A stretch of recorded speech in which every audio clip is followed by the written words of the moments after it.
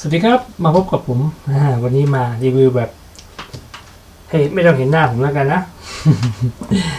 พบกับผมพุทธพรอบครับก็วันนี้จะมารีวิวตัวนี้แล้วกันเป็นผลงานชิ้นสำเร็จแล้วล่ะก็หลังจากที่จริงๆมันก็เสร็จได้นานแล้วแต่ว่าอยากได้สีที่มันสวย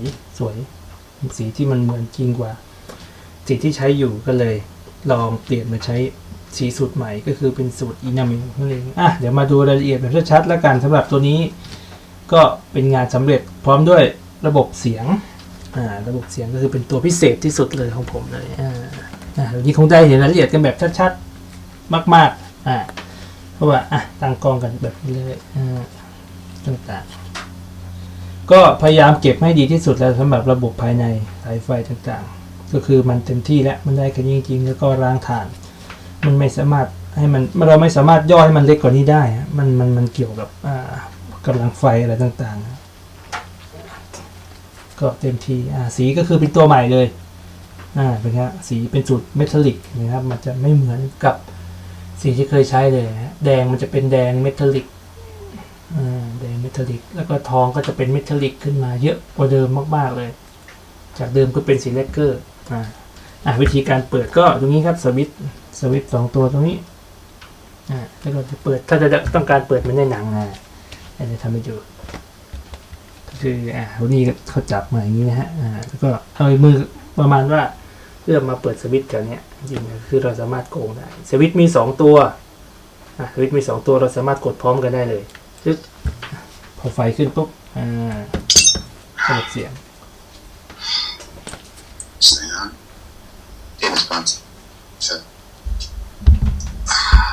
คือเป็นเสียงของโทนี่สตาร์กเลยฮะแล้วก็ on social media it's gonna be a real tearjerker. They're gonna see these. Alright, just oh god I am sad. Today's day 21? No. 22. You know, if it wasn't for the existential terror staring into the literal void of space, I'd say I'm feeling no better today. Infection's run its course thanks to the blue meanie back there. New lever. Very practical.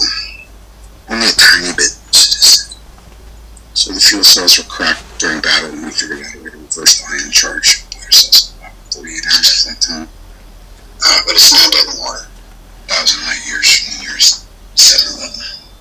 Oxygen will run out tomorrow morning. That'll be it.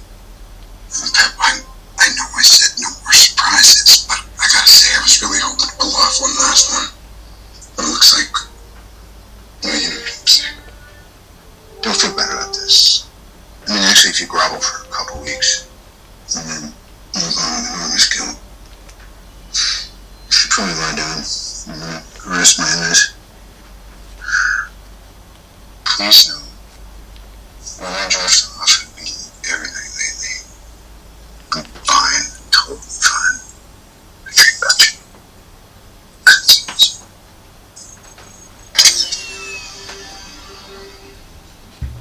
แล้วเสียงก็จะดับลงประมาณนี้แล้วไฟมันจะกระพริบไปเรื่อยๆก็สามารถเปิดเล่นเองใหม่ได้เรื่อยๆครับนี่คือเป็นผลงานชิ้นสำเร็จแล้วล่ะเป็นผลงานชิ้นโบแดงของผมเลยครับที่ตั้งใจทำเป็นที่สุดเลยเพื่อเป็นที่ระลึกเอาไว้เป็นที่ระลึกถึงป๋าโทนี่ของเราซึ่งจริงๆตัวนี้มันไม่สามารถใส่ได้เพราะระบบข้างในมันค่อนข้างรกสุดๆเลยใส่ไม่ได้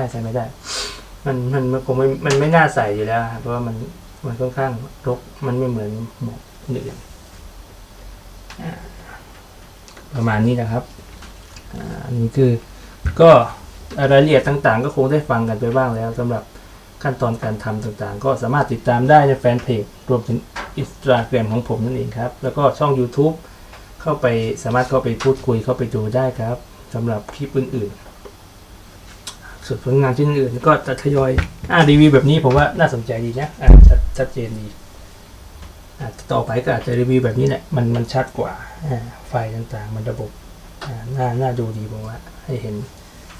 ชิ้นงานชัดๆระบบไฟก็นี่เลยส่วนระบบไฟนี่คือผมก็ไม่ได้ทำเองครับมีน้องต้องให้น้องทำให้เพราะว่า ผมไม่มีความรู้ด้านเกี่ยวกับอิเล็กทรอนิกส์พวกนี้เลยซึ่งจริงก็ทำยากนะ เนี่ยระบบไฟตาไฟก็จะเหมือนในหนังเลยกระพริบแบบหลายจังหวะแล้วก็มีไฟวิ่งด้วยรายละเอียดก็คือด้านในก็คือเป็นงานแฮนด์เมดเลยฮะยกเว้นไอ้โครงจะเป็น3 มิติปริ้น3 มิติขึ้นมาให้มันดีกว่าเดิมฮะให้ทรงต่างๆมันสวยสีก็เป็นแบบใหม่ผมก็สมบูรณ์ที่สุดแล้วแหละสำหรับตัวนี้โอเคครับขอบคุณสำหรับการรับชมรับฟังนะครับผมก็อย่าลืมติดตามผลงานของผมได้ทั้งใน IG Facebook แล้วก็ YouTube นะครับผม3ช่องทางพูดคุยสอบถามกันได้ครับสำหรับคนที่ชื่นชอบการทำงานด้านนี้ฝากผลงานผมไว้ด้วยขอบคุณครับขอบคุณสำหรับการรับชม